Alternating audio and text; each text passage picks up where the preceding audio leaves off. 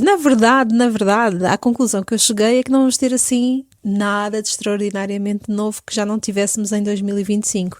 Vamos ter aqui várias repetições, nomeadamente no que diz respeito à utilização do vídeo, no que diz respeito à utilização da inteligência artificial. Vai ser muito aqui por fazermos mais do mesmo, mas bem feito.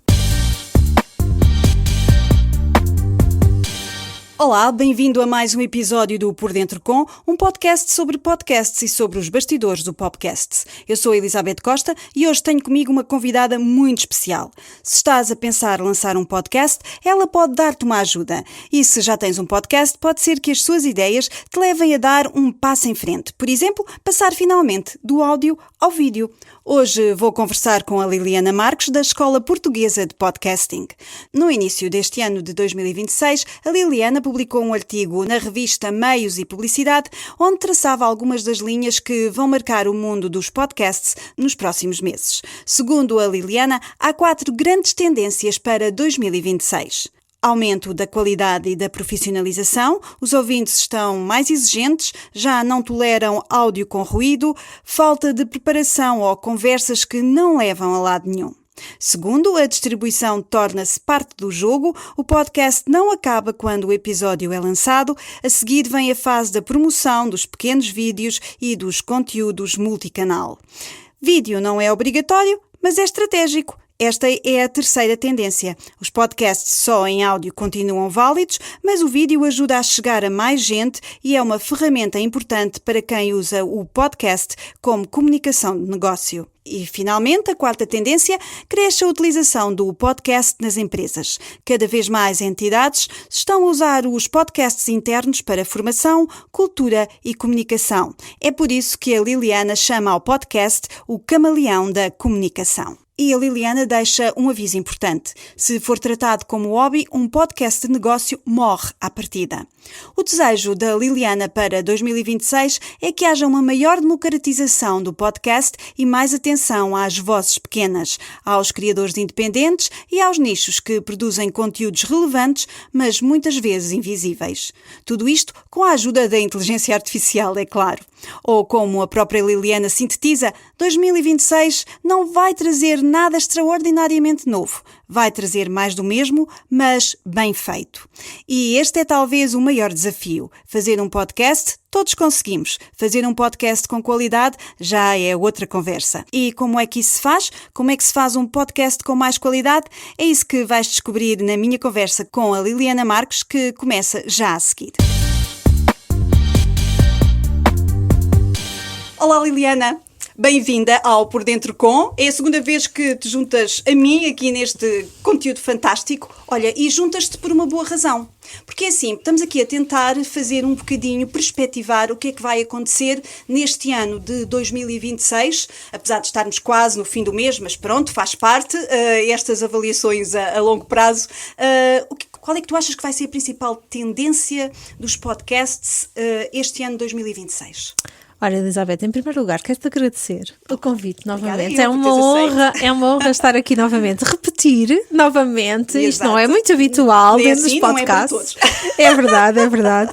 Olha, e falando aqui de tendências, na verdade, a conclusão que eu cheguei é que não vamos ter assim nada de extraordinariamente novo que já não tivéssemos em 2025. Vamos ter aqui várias repetições, nomeadamente no que diz respeito à utilização do vídeo, no que diz respeito à utilização da inteligência artificial. Vai ser muito aqui por fazermos mais do mesmo, mas bem feito. Isso é muito importante, fazer mais do mesmo, mas bem feito. Ou seja, a qualidade e a profissionalização são uma tendência. Sem sombra de dúvida, sem sombra de dúvida. Eu acho que cada vez mais, e os ouvintes também, os amantes de podcast, cada vez mais escolhem muito bem aquilo que vão ouvir. Se tiver má qualidade, acho que é impossível de ouvirmos. E mesmo por mais que nós gostemos daquele assunto, daquele tema, não conseguimos estar muito tempo concentrados neste aspecto. E quando falamos em má qualidade, falamos em duas coisas, não é? Que é basicamente a qualidade de som e de imagem, o áudio e o vídeo, mas falamos também da maneira de captar captar a atenção de quem nos está a ver ou a ouvir. Claro, temos que ir pelos dois lados, não é?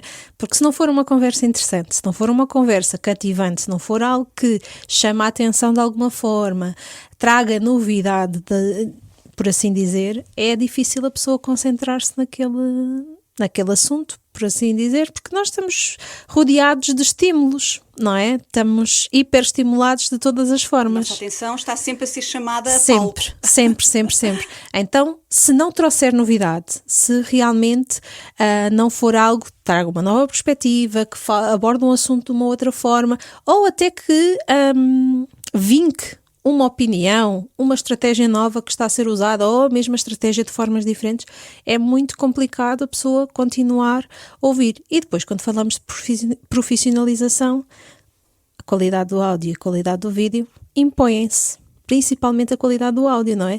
Ninguém consegue ouvir muito tempo algo que tenha imenso ruído. Agora, por estares a dizer isso, quero perguntar-te se tu achas que o vídeo, e começaste por aí, por dizer que a tendência do vídeo ia ficar ainda mais vincada, mas tu achas que para fazer um podcast é mesmo essencial ter vídeo? Não é essencial. Os podcasts só em áudio continuam a fazer sentido. No entanto, e puxando um bocadinho a brasa à minha sardinha, que realmente é aqui o podcast na área de negócio, o podcast como ferramenta de comunicação para um negócio, se não utilizarmos vídeo, nós estamos a perder uma fatia de mercado que vem por causa do vídeo. O vídeo é utilizado, sim, no podcast, mas também é utilizado na distribuição do podcast. E aqui faz toda a diferença, porque o podcast não termina no momento em que o episódio é lançado. Não, começa uma nova fase que tem a ver com a distribuição, chegarmos a mais pessoas. Então, utilizar, e sim, uma tendência, continuar a utilizar os pequenos vídeos para realmente aqui chegarmos a mais pessoas de forma completamente diferente. Isso vai ser essencial em 2026, não é? Sim. É sermos um bocadinho pluricanal, estarmos um bocadinho em todos os lados. Não quer dizer que se esteja com o episódio completo em vídeo, não é? Que se tenha que se ter um canal no YouTube, pode ser um áudio, mas quando promovermos pequeninos bocadinhos de vídeo, isso é muito bom para aquilo que estamos a fazer. Sim, eu costumo dizer... Para a descoberta. Exatamente, eu costumo dizer que é um isco, não é? A pessoa encontra-nos nas redes sociais, vê aqueles 20, 30 segundos e pensa, gostei daquilo que a Elizabeth disse, vou querer saber mais, e aí sim vou procurar o áudio, vou procurar o vídeo, vou procurar depois o conteúdo completo para realmente aprofundar aquele assunto, mas os pequenos vídeos funcionam como isca para levar depois a realmente as pessoas nos encontrarem. Agora, mudando um bocadinho de assunto, mas continuando na área dos podcasts, aliás é isso que nos apaixona, é por isso que estamos aqui, não é? No princípio do ano escreveste um artigo que eu li com toda a atenção e ficou-me aqui uma questão debaixo do olho, que é a questão dos podcasts internos. O que é que tu entendes por um podcast interno? Sim, basicamente os podcasts podem ser divididos aqui em duas partes, os podcasts públicos e os podcasts privados. Os podcasts públicos é aqueles que nós estamos habituados a ouvir, não é? Que estão dentro das plataformas, o YouTube, o Spotify, o podcast e outras mais plataformas que existem. Mas depois o podcast pode ser utilizado como ferramenta estratégica de forma privada, ou seja, ele pode estar dentro de uma plataforma própria, pode ser dentro do nosso site, dentro da nossa plataforma e ser usada como ferramenta de comunicação dentro da empresa, dentro da instituição e ser usada como ferramenta de formação, como ferramenta de comunicação interna. Ou seja, o podcast é uma espécie de camaleão da comunicação. Isso também é uma tendência deste ano. Sim. Sim. Portanto, empresas... Já existem várias empresas que estão a utilizar precisamente o podcast. Portanto, lá fora ninguém tem acesso à nossa comunicação interna enquanto empresa, mas nós, cá dentro, com 20, 30, 100, 1000 funcionários, podemos partilhar desta forma mais próxima, mais até mais portátil, não é? Exatamente. Porque eu posso estar em casa a lavar a louça e ouvir qual é que é a cultura da minha empresa, não é? O que é que está a dar, quais são as notícias, e portanto está aqui um nicho que já não é um nicho, que é uma ferramenta importante para empresas e para instituições. Sim. É isso. Exatamente. Ótimo, e sobre isto, a Escola Portuguesa de Podcasting vai ter novidades em breve, ainda não posso revelar. Ficaremos completamente atentos. Mas estamos a trabalhar neste ponto afincadamente para realmente utilizarmos o podcast como ferramenta de comunicação dentro das empresas. Olha, tu continuas no teu podcast também a deixar dicas, sugestões, coisas importantes para quem quer ter um podcast de negócio, não é? Vai continuar em 2026. Claro que sim, não seria de outra forma, não é? A Empreendedora pode estar sempre disponível e cá continuará, e quem sabe se não vai haver aí novidades dentro da Escola Portuguesa de Podcasting. Tu és time vídeo ou time áudio? Eu, inicialmente, de raiz, sou time áudio. Foi exatamente por causa disso que o podcast surgiu na minha vida, pela facilidade de produção de conteúdo. Neste momento, já fiz o upgrade e o vídeo também já está presente. E o vídeo não te assusta? Eu acho que as pessoas às vezes sentem-se um bocadinho... Eu sinto-me um bocadinho assustada com esta coisa das câmaras. O que é que tu dizes? Para quem está a começar e está ainda um bocadinho assustado. É uma evolução.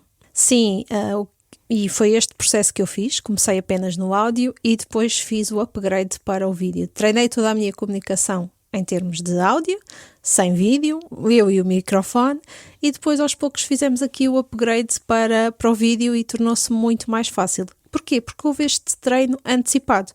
A câmara é tirarmos os minhoquinhas da cabeça realmente e não nos morde, não nos faz mal. Faz um bocadinho de confusão falar para o buraquinho ali da câmara, mas é uma questão de treino. E diz-me... E também é uma questão geracional, Elizabeth. Acredito que sim. Porque aquilo que nós vemos é que, hoje em dia, não é? Os pequenos têm o telemóvel, nascem com o telemóvel nas mãos e eles próprios já fazem o vídeo, filmam-se, ouvem-se, gravam-se em todas as situações. Nós... Sim, se calhar é isso. Tens razão. ainda nascemos antes desta... Ainda nascemos antes, então... exatamente. Mas já há muita gente a experimentar e isso é bom. Já há muita gente. Onde é que nós podemos encontrar? É assim, tu fazes formação, sim. Tens uma empresa de consultoria, digamos assim, para quem quer começar um podcast, mas tu começas mesmo de raiz, começas por ensinar o beabá, não é assim? Exatamente. Onde é que te podemos encontrar e que serviços é que tu tens para quem quer começar nesta coisa, que pode ser um hobby, mas também pode ser uma ferramenta muito importante em termos de empresa? Sim, aquilo que eu acredito é que o podcast em termos de empresa, em termos de negócio, não pode ser um hobby. Se for tratado como hobby, já está morto à partida, não vale a pena começarmos, não vai funcionar. Mas nós na Escola Portuguesa de Podcasting, lá está, temos o apoio, temos a mentoria, onde a pessoa aprende de forma autónoma, e aqui para o empreendedor serve perfeitamente, porque muitas vezes somos one man ou one woman show e fazemos tudo e mais alguma coisa. Então nós temos este processo de formação, depois temos a consultoria para empresas e também temos a produção de podcast propriamente dito, para quem não quer saber como se faz, mas quer realmente ter aqui o proveito de ter o seu podcast. Ok, então e onde é que te encontramos? escolaportuguesadepodcasting.com. Simples. Tens um site, portanto é ir lá, bater à porta. Exatamente. E depois do outro lado aparece a Liliana para responder a estas necessidades que são diversas. Sim. Em termos desta forma de comunicar através deste conteúdo. Sim. Fantástico que é o podcast. E estamos presentes em todas as redes sociais, por isso é fácil de encontrar-nos. É fácil de encontrar-nos. Diz-me, como é que gostavas que... Estamos a começar o ano? Como é que gostavas que acabasse o ano? Qual é que era a coisa boa que tu querias que acontecesse aos podcasts em 2026?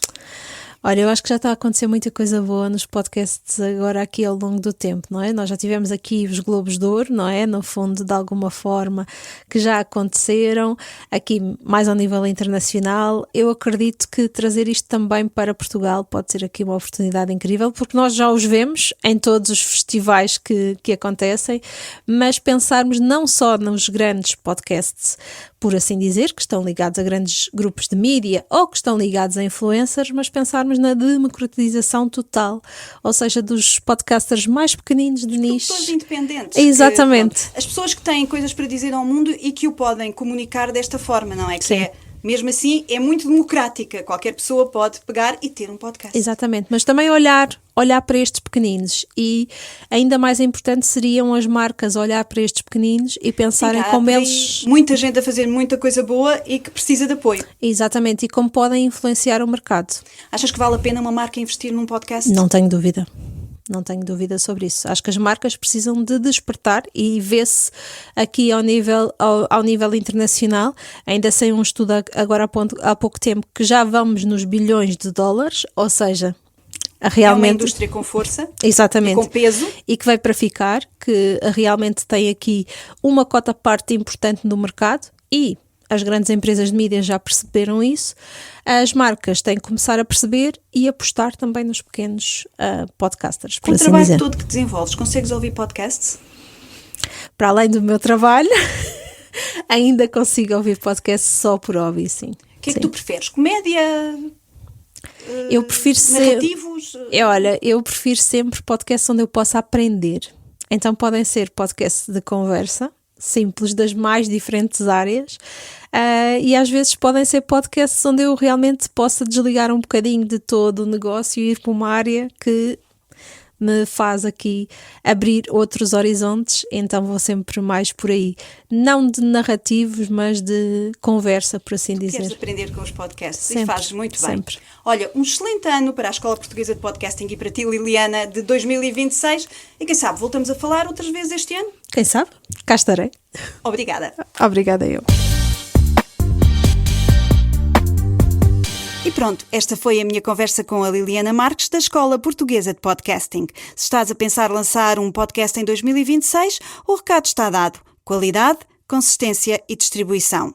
E se já tens um podcast, talvez seja o momento de dar aquele passo que tens adiado. Seja fazer vídeo, seja uma nova newsletter, seja tratar o teu podcast como um negócio e não como um hobby. Eu gostei particularmente da ideia, o podcast é o camaleão da comunicação. Abre espaço para tudo, do entretenimento ao corporate, do marketing à formação, do nicho ao mainstream.